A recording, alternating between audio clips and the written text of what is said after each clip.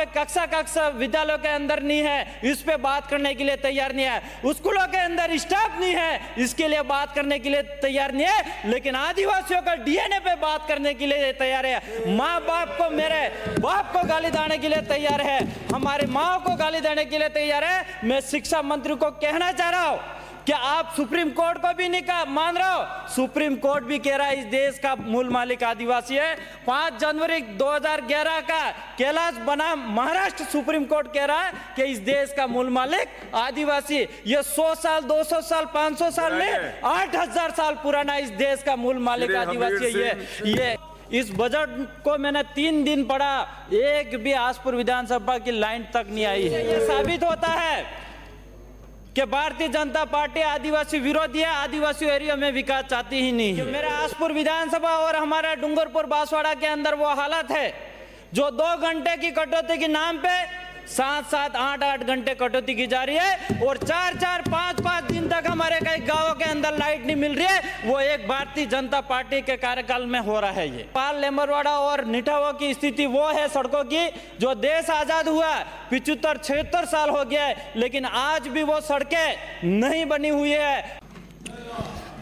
इस सदन को धन्यवाद। सभापति महोदय, आपने बजट 2024-25 पर बोलने के लिए मौका दिया, इसके लिए मेरे आसपुर विधानसभा के जनता और भिल प्रदेश की ओर से, मेरी ओर से आपको खूब खूब धन्यवाद जोहार करना चाहूँगा। अध्यक्ष, सभापति महोदय, और इस बजट पे बात हो रही थी, कई आरोप प्रत्यारोप भी हो रहा था और पक्ष की तरफ से एक बात आ रही थी सदस्यों की ओर से कि भारतीय जनता पार्टी ने पूरे राजस्थान के अंदर सभी विधानसभा में कुछ ना कुछ बजट दिया ही हूं। लेकिन मैं भारतीय जनता पार्टी को, इन सदस्यों को कहना चाह रहा हूं कि आसपुर विधानसभा को, इस बजट को मैंने 3 दिन पढ़ा, एक भी आसपुर विधानसभा की लाइन तक नहीं आई है। इससे यह साबित होता है कि भारतीय जनता पार्टी आदिवासी विरोधी है, आदिवासी एरिया में विकास चाहती ही नहीं है। आज मैं बिजली की बात करूं, आज इस सदन के अंदर सदस्य बता रहे थे कि 3 घंटे 4 घंटे बिजली नहीं आ रही है, लेकिन मैं कहना चाह रहा हूं कि मेरा आसपुर विधानसभा और हमारा डूंगरपुर बांसवाड़ा के अंदर वो हालत है जो 2 घंटे की कटौती के नाम पे 7-7, 8-8 घंटे कटौती की जा रही है और 4-4, 5-5 दिन तक हमारे कई गांवों के अंदर लाइट नहीं मिल रही है। वो एक भारतीय जनता पार्टी के कार्यकाल में हो रहा है। ये आज मैं कहना चाह रहा हूं अध्यक्ष महोदय, सभापति महोदय, कि मैंने एक मांग करी थी 220 केवी की, लेकिन हमको ये हमारी मांग नहीं मानी गई। आज सड़कों की बात करूं मैं तो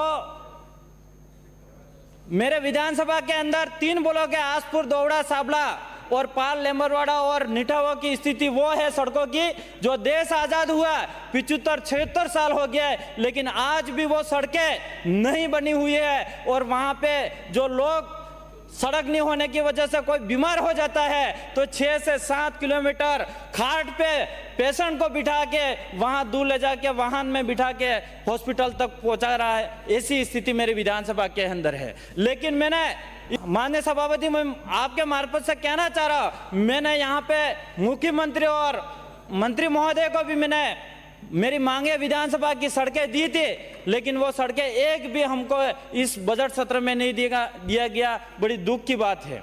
आज मेरे बेणेश्वर की बात करूं, मैंने नियम प्रक्रिया 295 के अंदर भी लगाया था और मैंने इस सदन के अंदर आवाज रखी थी। आज एक बेणेश्वर धाम जो आदिवासियों का आस्था का केंद्र है और 4 राज्य के श्रद्धालु वहां पे आते हैं, लेकिन इस बेणेश्वर के अंदर भी हमारा 1 रुपया वहां पे बजट नहीं दिया गया। बड़ी दुख की बात है, 4 राज्यों की दुख की बात है, मध्य प्रदेश, महाराष्ट्र और गुजरात के लिए। आज मैं शिक्षा की बात करूं मेरे एरिया के अंदर, तो वहां पे जो स्कूलें हैं उस स्कूल क्रमोन्नत की गई है।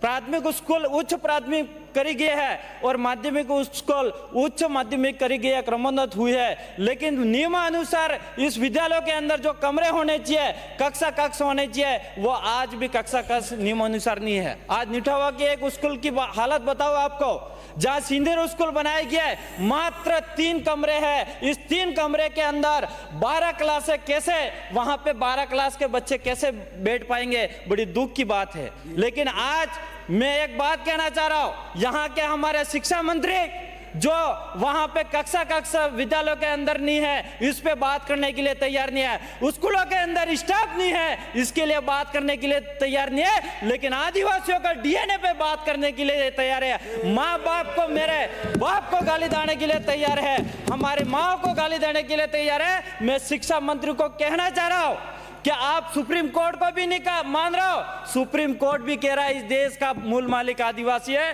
5 जनवरी 2011 का कैलाश बनाम महाराष्ट्र सुप्रीम कोर्ट कह रहा है कि इस देश का मूल मालिक आदिवासी। ये 100 साल, 200 साल, 500 साल नहीं, 8000 साल पुराना इस देश का मूल मालिक आदिवासी है। ये सुप्रीम कोर्ट कह रहा है। इसलिए मैं माननीय अध्यक्ष महोदय, मैं मंत्री महोदय 1-2 मिनट मुझे दीजिए। माननीय सभापति महोदय, मैं कहना चाह रहा हूँ, अगर मंत्री महोदय का डीएनए का असली जांच करनी है तो 2 दिन के बाद मुझे बजट